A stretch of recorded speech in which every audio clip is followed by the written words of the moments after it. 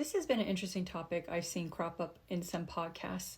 Over the summer and into this fall, public figures just like Tucker Carlson and Representative Marjorie Taylor Greene have discussed the influence of political lobbying and foreign policy alignment on American religious and political institutions. Daily Debunks, October 24th.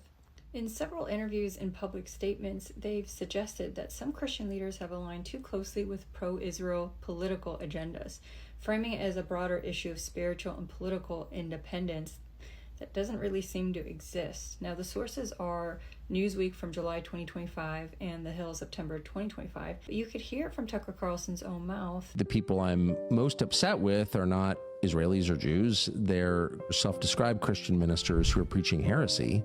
That really offends me. I mean, I understand Israel is a country that's seeking every possible advantage, and it's made itself relevant through pluck and aggression and violence and lobbying, and I don't like it, but I get it. What I'm horrified by is Christian ministers making excuses for the murder of Christians, or anyone else, actually, for that matter.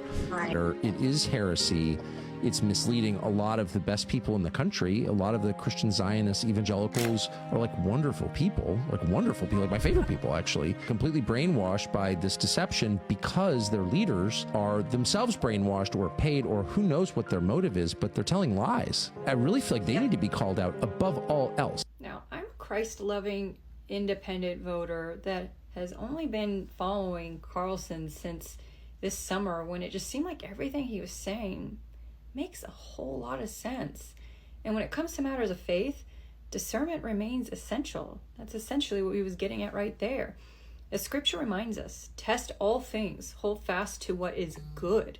That's 1 Thessalonians 5:21. We need to examine the intentions behind worldly power, money, and influence, and remain centered in compassion and in our own integrity.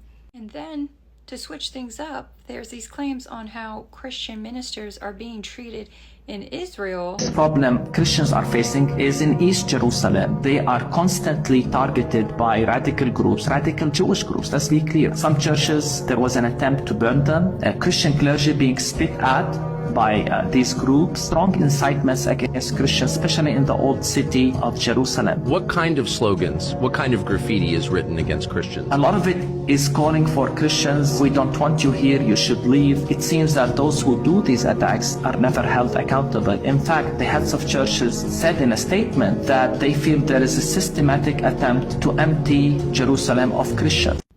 Ultimately, more than ever, discernment and practicing godly principles that we read in the scripture will be key at this time.